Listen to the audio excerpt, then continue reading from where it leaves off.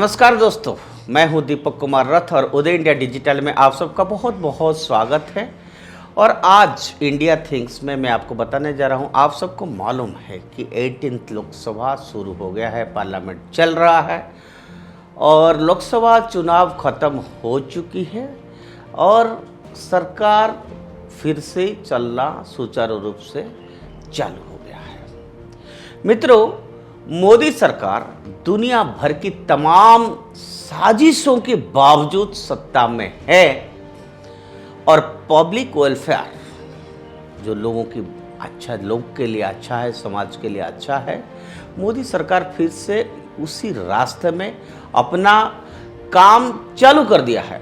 और दोस्तों, आप सबको पता है कि कैसे कांग्रेस ने भाजपा संविधान और आरक्षण को खत्म कर देगी कोर्ट में एक झूठा अभियान चलाया था और शेड्यूल कास्ट, शेड्यूल ट्राइब और ओबीसी ने इस कथन पर भरोसा किया और भाजपा के खिलाफ कई प्रदेशों में मतदान भी हुआ। लेकिन क्या आपको लगता है कि ये सब अचानक चुनाव के समय हुआ? क्यों? और ये एक जो कहानी 3 साल पहले शुरू हुई थी, ये कहानी। अब सवाल ये है कि भाजपा ने पिछले 10 वर्षों में शेड्यूल कास्ट, शेड्यूल ट्राइब और ओबीसी के लिए इतना वेलफेयर स्कीम्स लाया, उन्हें इतने लाभ दिए, फिर भी उन्होंने कांग्रेस पर भरोसा क्यों किया और भाजपा से वो लोग क्यों दूर चले गए? जवाब है कि यह चुनाव अभियान सिर्फ एक चिंगारी थी, चिंगारी। कांग्रेस ने इसी विस्फोट के लिए पिछले 3 वर्षों से पहले से ही बारूद बिछा रखा था। पिछले 3-4 वर्षों में लेफ्ट इकोसिस्टम द्वारा यूट्यूब, इंस्टाग्राम और फेसबुक पर दलित उत्पीड़न का बहुत बड़ा प्रचार किया गया। हजारों वीडियो, पोस्टर बनाए गए हैं सोशल मीडिया में भी, जो दिखाते थे कि भाजपा जो है वो दलित विरोधी है और विभिन्न सोशल मीडिया जो साइट से उस पर वो लोग प्लानिंगली पोस्ट कर रहे थे। कांग्रेस का जो आईटी सेल है वो पूरी तरफ से 24/7 मेहनत कर रही थी इस झूठ को फैलाने में। लेकिन विदेशी ताकतों का भी अच्छा खासा इन्वॉल्वमेंट इसमें था और इन सब में बिल्कुल जो भी विदेशी ताकत ने किया वो सब भारत के खिलाफ किया, ये आप सबको मालूम हो जाना चाहिए। और आज मैं आपको बताना चाहता हूं कि 2024 के चुनाव में विदेशी ताकतों ने विपक्षी कैसे, अपोजिशन को कैसे मदद की। मैं बार बार कह रहा हूं कि ये कोई हमारा एजेंडा नहीं है, लेकिन हाँ, जो देश के खिलाफ एजेंडा चलाएंगे, नैरेटिव्स बनाएंगे, हम उसको एक्सपोज करेंगे, उसमें हम कहीं भी पीछे नहीं रहेंगे। यही हमारा ताकत है। और आज हमारे पास सबूत भी है कि कैसे ये फॉरेन रिसर्चर्स ने जाति की एक कहानी गढ़ी और उनकी रिसर्च टीम को किसने फंड किया, उनका राहुल गांधी से क्या संबंध है, कैसे अपोजिशन ने चुनाव में इस कहानी का इस्तेमाल किया, नैरेटिव्स बनाया, ये सब हम आपको आज बताएंगे। मित्रों, अभी हाल ही में एक फ्रांसीस पत्रकार रिफोर्डिट गोटियर ने खुलासा किया कि कैसे फ्रांस सरकार ने चुनाव के दौरान मोदी विरोधी एजेंडा चलाया और 2024 की चुनाव को प्रभावित करने की कोशिश की। फ्रांस गोटियर ने बताया, उन्होंने विशेष रूप से CNRS या फ्रेंच स्टेट रिसर्च ऑर्गेनाइजेशन और उसकी प्रमुख जेफर लट क्रिस्टोफ का नाम लिया। अब जाफर लॉट कौन है, मैं आपको बताना चाहता हूँ। वह पहले व्यक्ति है जिन्होंने 4 सितंबर 2021 को भारत में कास्ट सेंसस पर लेख लिखा था। उन्होंने विशेष रूप से कहा कि भारत में जाति गणना होनी चाहिए और 50% की आरक्षण सीमा को हटा जाना चाहिए। अब अगर आप कांग्रेस की इतिहास में जाएं तो उसने हमेशा भारत में जाति जनगणना का विरोध किया है, लेकिन पिछले कुछ सालों में खास करके राहुल गांधी के नेतृत्व में कांग्रेस कास्ट सेंसस की बिल्कुल चिड़िया को फिर से उड़ाने लग गई थी। ये उनकी सोची समझी एक रणनीति है। जाफर लॉट के रिसर्च को राहुल गांधी ने कैच कर लिया। जाफर लॉट जो है यही नहीं रुक गए हैं, उन्होंने भारत में कास्ट सेंसस पर रिसर्च करते रहे और राहुल गांधी उनके हर विचारों को अपनाते रहे। लेकिन मित्रों, सवाल यह है कि जाफर लॉट के पीछे कौन था। जैसा कि आप सभी जानते हैं कि इसके बारे में पता लगाने का एक बहुत ही सरल तरीका यह है कि पता लगाया जाए कि उस रिसर्च को कौन फंडिंग कर रहा है। यहाँ एक सोशल मीडिया हैंडल डिसइन्फो लैब सामने आया है, जो इन्फोवार यानी सूचना युद्ध की जांच करने और जो पश्चिमी शक्तियों द्वारा फैलाए गए प्रोपागंडा को उजागर करने का काम करता है।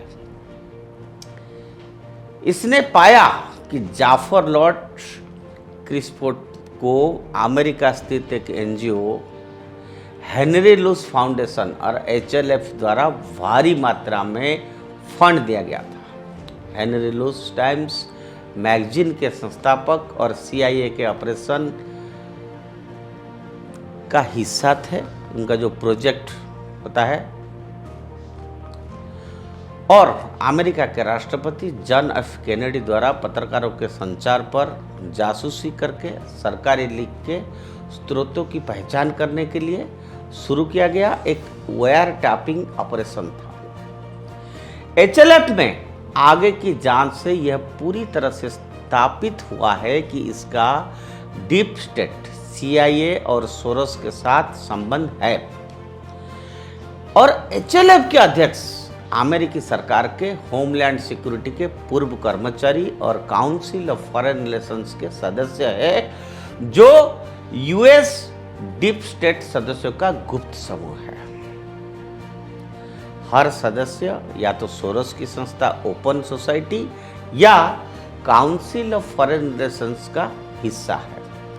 केवल जाफर लॉट क्रिस्टोफर ही नहीं, बल्कि HLF ने ऑड्री ट्रस्के से लेकर ISI जमात के मोर्चे तक भारत विरोधी प्रचार करने वाले हर व्यक्ति को फंड किया। HLF ने भारत और मोदी के खिलाफ पूरा प्रचार का जाल बिछाया। अब मैं आपको समझाता हूं कि यह प्रचार तंत्र कैसे काम करता है। मित्रों, कुछ भी अचानक नहीं होता है, सब कुछ योजनाबद्ध तरीके से होता है। पहला चरण है रिसर्च को फंड करना, दूसरी चरण है रिसर्च को प्रकाशित करना, और तीसरी चरण है विदेशी मीडिया उस रिसर्च को प्रकाशित करता है, और चौथा चरण है भारतीय मीडिया उस रिसर्च को प्रकाशित करता है। पांचवा चरण भारतीय राजनेता जो अंतिम लाभार्थी होगा इसे सार्वजनिक करेगा। अब पूरे जो इनकी चक्रव्यूह है वो मैं आपको बता रहा हूं। अब आप घटनाक्रम देखिए। HLF जिसका CIA, CFR, सोरोस से सीधा संबंध है, उन्होंने जाफर लॉट क्रिस्टोफ को फंड दिया। जाफर लॉट ने जाति के मुद्दे पर एक के बाद एक रिसर्च पब्लिक किए। पहले विदेशी मीडिया, फिर भारतीय मीडिया ने उसे उठाया, फिर राहुल गांधी और उनके सहयोगी दलों ने उसे जनता के बीच फैलाया, और ये वास्तव में उनकी काम भी आया। अब सवाल ये है कि जाफर लॉर्ड क्रिस्टोफ का राहुल गांधी से क्या संबंध है, यह भी इस देश को जानना चाहिए। अधिकार है और सबको जानना जरूरी भी है। वो राहुल गांधी के प्रशंसक हैं और भारत जोड़ो यात्रा में उनके साथ शामिल हुए हैं। आपने मीडिया में, सोशल मीडिया में ये देखा है। अब सवाल ये है कि जिन विदेशी ताकतों ने इन चुनाव में कांग्रेस को पैसा खर्च करने का मदद किया, क्या उन्होंने ये सब मुफ्त में किया या फिर, और इस साजिश की क्या कीमत चुकाई गई होगी, यह हमें सोच के भी मैं क्या, आप भी कांप उठेंगे। आज जो इस देश में हो रहा है, जिस तरह से राहुल गांधी आग लगाने की बात चुनाव से पहले कर रहे थे और जिस तरह से आज माहौल बनाया जा रहा है अपोजिशन के द्वारा, ये कहीं इसी साजिश का परिणाम तो नहीं है, यह भी एक सवाल है। और यही कारण है कि कांग्रेस और उसकी सहयोगी भारतीय समाज में जातिगत दरार पैदा करने और भारत को फिर से उसी तरह से नीचे गिराने पर तुले हुए हैं, जैसे मनमोहन सिंह के दौर में और 90 के दशक में पहले था। विदेशी ताकतों को चाटुकारिता करना और भारत के हिस्से को, ऐसा ताकत को बेचना कांग्रेस की खासियत है और वे सिर्फ सत्ता के लिए भारतीय समाज में दरार पैदा करने पर तुले हुए हैं। अभी भी मित्रों समय है, संभल जाना चाहिए, कृपया समझ जाना चाहिए, नहीं तो एक बार फिर भारत लुट जाएगा। विदेशी आक्रांत फिर इससे गुलाम बना लेंगे। मित्रों, ये बहुत सीरियस बात है और इसमें फैसला आपको लेना है। हमारा काम है जागरूक करना। हमने आपको जागरूक किया, आप फैसला लीजिए, सोचिए। ऐसा विषय है जो देश की अस्मिता के साथ जुड़ा हुआ है और ऐसे बात मैंने पहले भी कहा है, आगे भी कहता रहूंगा। ऐसे बात जो देश के लिए अच्छा है, समाज के लिए अच्छा है, ऐसे सुनने के लिए आपको उदय इंडिया से जुड़े रहना पड़ेगा और उदय इंडिया सब्सक्राइब करना पड़ेगा। आज के लिए इतना। भारत माता की जय।